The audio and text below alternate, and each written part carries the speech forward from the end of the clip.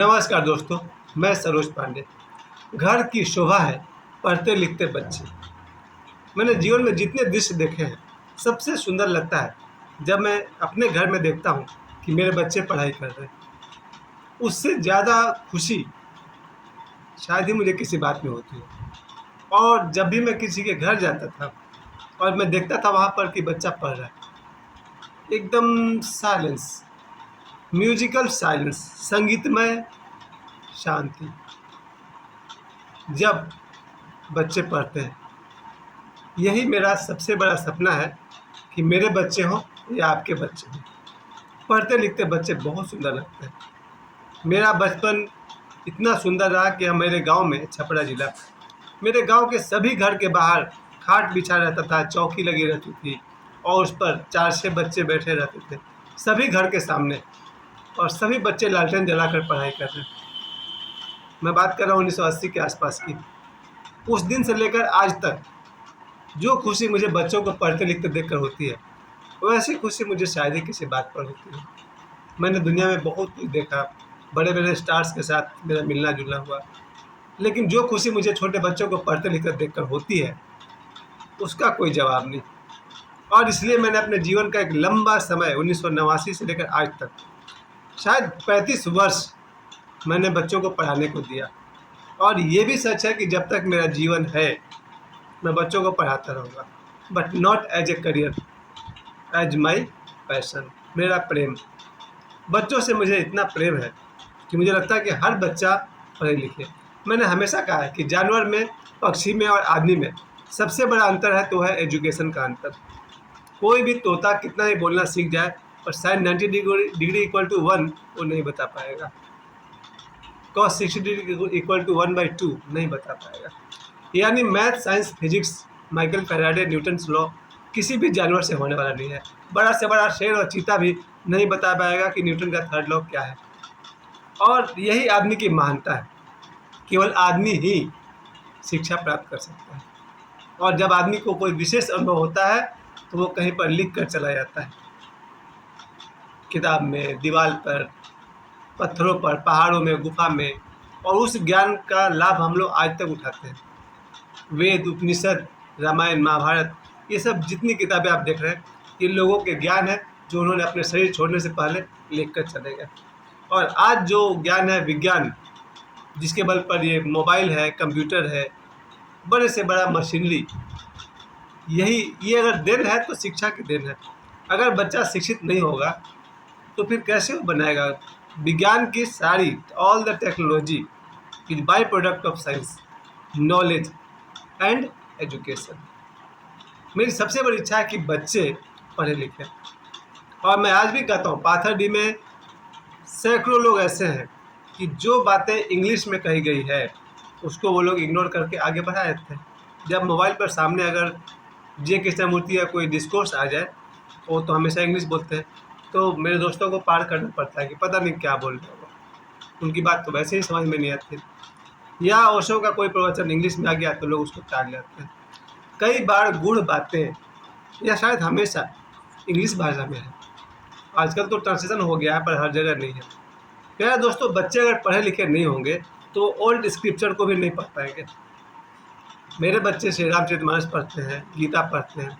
अगर उनकी हिंदी बहुत ख़राब है तो नहीं पढ़ेंगे। और मैं आज भी चाहता हूँ कि बच्चे के पास दोनों नॉलेज हो, माइथोलॉजिकल नॉलेज भी हो और जो साइंटिफिक नॉलेज है वो भी हो। हमारे बच्चे रामायण, महाभारत, गीता, वेद, उपनिषद भी जाने और विज्ञान के जितने भी पढ़ाई है वो भी करें। इतिहास पढ़ें, विज्ञान पढ़ें, आर्ट्स पढ़ें। और सबसे बड़ा दिन मेरी माता जी का है, मैं आज आप लोग को इस वीडियो के माध्यम से याद दिलाना चाहता हूँ। मेरी माँ की सबसे बड़ी तपस्या यही रही कि मेरी माँ सुबह 4 बजे जग जाती थी। 4 बजे उनके पास पता नहीं घड़ी का क्या अंदाज़ था, बायोलॉजिकल वॉच था उनके दिमाग में। सुबह उठना 4 बजे के आसपास। और पिताजी के ज़माने में तो मुझे याद है, बहुत पहले जब जवान थे पिताजी मेरे, आज से 83 की बात कर रहा हूँ, उनके पास एक घड़ी थी। उसका अलार्म इतना बढ़िया कि 3 क्वार्टर बगल में सुनाई पड़ेगा, तो उसका हम लोग चाबी भर के छोड़ देते थे, वो सुबह जगा रहता था। अब वो घड़ी ख़राब हो गई, बहुत ज़बरदस्त स्ट्रॉन्ग घड़ी थी, मेरे पिताजी ने खरीदी। मेरे पढ़ाई के पीछे जो मेरे पिताजी का और माँ का श्रम याद करता हूँ तो मुझे आज भी मैं देखता हूँ, सैकड़ों घर हैं, शायद सभी माताएं अपने बच्चों पर श्रम करती है, पढ़ाती है। ये मेरा विशेष रिक्वेस्ट है आप सभी से कि पिता की मजबूरी यह है कि पिताओं को काम करना पड़ता है, उन्हें धन कमाना पड़ता है। और वो ज़माना गया जब सुबह 9 से शाम 5 बजे तक लोग नौकरी करते थे। जी हाँ, जो सरकारी नौकरी वाले हैं वो भी इतने बर्डन में दबे हुए हैं कि उनको सुबह और शाम उन पर काम का ऐसा प्रेशर है, तनाव है कि वो अपने बच्चों को नहीं पढ़ा सकते। मैं इस बात को मानता हूँ। पुराने ज़माने में जो जो नौकरी थी रेलवे का या कहीं भी, उसमें दिमागी वर्क ज़्यादा नहीं था, इसलिए पिताजी सुबह 8 बजे से पहले ही पढ़ाते थे और शाम को ड्यूटी से आने के बाद ही पढ़ाते थे। लेकिन आज का आदमी, जो भी रेलवे के स्टाफ है या किसी, मैं रेलवे वाले को ही जानता हूँ, मेरे पिताजी वही रहे हैं।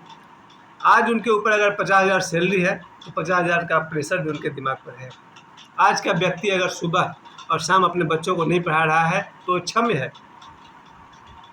आज की महिलाएं जो नौकरी करती हैं, अगर वो अपने बच्चों को नहीं पढ़ा रही है उन्हें क्षमा किया जा सकता है।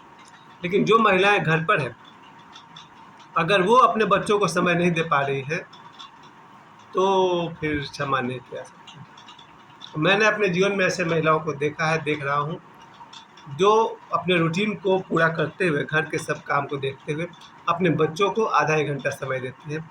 वे वंदनीय हैं।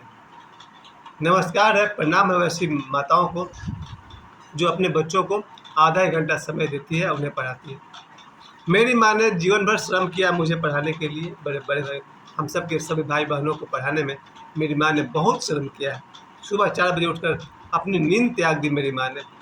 उनको दोपहर में सोने की आदत भी नहीं थी, वो रात दिन, मैं दिन भर देखते थे, वो बहुत ही मेहनती माँ थी मेरी। वो सोती नहीं थी दोपहर में, सुबह जो उठ गई तो फिर रात को 9 बजे के बाद ही सोएगी। मेरी माँ ने हम भाई बहनों को पढ़ाने के लिए बहुत श्रम किया। सुबह 4 बजे से लेकर रात 9 बजे तक पीछे पड़ी रहती थी, पढ़ाई करो, पढ़ाई करो, पढ़ाई करो। उनके श्रम को भगवान करे कि वैसी ही इच्छा हर माताओं में हो कि अपने बच्चे के पीछे पड़े। मेरे पिताजी ने मेरे लिए जो किया है पढ़ाई के लिए, सामने बैठ कर उन्होंने मुझे पढ़ाया है, सुबह भी, शाम भी, दोपहर भी, रात 9 बजे तक पिताजी ने मुझे अपने हाथों से पढ़ाया। आज के युग का आदमी के पास समय नहीं हो, नहीं पढ़ा पा रहा। आज के युग में माता पिता अपने बच्चों को टीचर के हवाले करते हैं, ट्यूटर के हवाले करते हैं। नथिंग रॉन्ग इन इट, इसमें कुछ गलत नहीं है, अपनी अपनी मजबूरी है। जो भी आज शिक्षक है, मैं तो शिक्षक हूँ नहीं, मैं अपने आप को शिक्षक कहीं मानता ही नहीं हूँ, जबकि ज्योतिष के अनुसार से मैं शिक्षक ही हूँ। 3 मार्च मेरा जन्मदिन है। 3 मतलब गुरु, महीना भी गुरु का, दिन भी गुरु का। एस्ट्रोलॉजी की बात करें तो ज्योतिष के अनुसार मुझे गुरु ही बनना पड़ेगा, शिक्षक ही बनना पड़ेगा। लेकिन I am not professional teacher. मैंने तो अब स्कूल में पढ़ाना छोड़ दिया, ट्यूशन में पढ़ाना छोड़ दिया, कोचिंग में पढ़ाना छोड़ दिया, लेकिन मैंने पढ़ाना नहीं छोड़ा। जब तक मेरा जीवन है मैं बच्चों को पढ़ाता रहूँगा। यही एक मेरे पास है गुण जो मैं बच्चों को दे सकता हूँ। मेरा जो नॉलेज है, आप में से कोई भी बच्चा जो मुझे जानता हो, अगर उन्हें पढ़ना हो, कुछ जानना हो, मेरे पास आ सकता है। But I am not professional teacher. ना मैं स्कूल टीचर हूँ, ना मैं ट्यूशन टीचर हूँ, ना मैं कोचिंग में पढ़ाता हूँ, लेकिन मैं पढ़ाता हूँ। जैसी जिसकी ज़रूरत वैसा मैं कमाता हूँ। और ये इसलिए कि मैं हर एक बच्चे का भविष्य ब्राइट देखना चाहता हूँ। मैं चाहता हूँ मेरा हर एक बच्चा, मेरा यानी कि आपका हर बच्चा खूब पढ़े लिखे। खूब पढ़ने का मतलब क्या है? 24 घंटे में 6 घंटा तो स्कूल में रहेगा, 2 घंटे ट्यूशन में रहेगा, 8 घंटा, 2 घंटा घर में पढ़ ले, 10 घंटा। तो जिस तरह से लोग नौकरी करते हैं 8-10 घंटे की, बच्चे भी नौकरी करते हैं 8-10 घंटे की। बच्चों का भविष्य चमकता है जब बच्चे 6 घंटा स्कूल में, 2 घंटा ट्यूशन में, 2 घंटे घर में पढ़ते हैं। काफ़ी है, ज़रूरत से ज़्यादा है।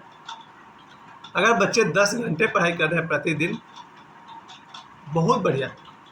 और जब बीच में संडे है, फेस्टिवल्स है, रेस्ट करें। मैं फिर से कहूँगा हर माताओं को, हर पिता को, पढ़ते लिखते बच्चे घर की शोभा हैं। जिस घर में बच्चे पढ़ाई छोड़ के मोबाइल चलाते हुए दिखते हैं, मुझे बहुत दुख होता है। मोबाइल सबके हाथ में है, अब बच्चे 6 घंटा, 8 घंटा, 10 घंटा, 12 घंटा मोबाइल चलाते हैं, तब मुझे दुख होता है। ये घर की शोभा नहीं है। मैं अपने घर में देखूँ या किसी के भी घर में जब बच्चों को मोबाइल चलाता हुआ देखता हूँ तो निराश होता हूँ। और जब मैं किसी घर में बच्चों को पढ़ते हुए देखता हूँ तो मुझे खुशी होती है। मेरी माँ बोलती थी कि खून थोड़ा सा बढ़ जाता है। जब किसी बच्चे को पढ़ता हुआ देखा जाए तो इतनी खुशी होती है कि लगता है हम और हेल्दी हो गए। और जब मैं किसी बच्चे को मोबाइल पर गेम खेलते देखता हूँ मुझे दुख होता है। अपना भविष्य चमकाना हो, अपने बच्चों को पढ़ाई में मदद कीजिए। एक बार फिर से कह दूँ, घर की शोभा है पढ़ते लिखते बच्चे। ईश्वर करे आपके बच्चे भी खूब पढ़ाई पर ध्यान दें। इस समय देने के लिए आप सभी को बहुत बहुत धन्यवाद। मैं जीवन भर बच्चों को पढ़ाता रहूँगा। Yet I am not a professional teacher. धन्यवाद।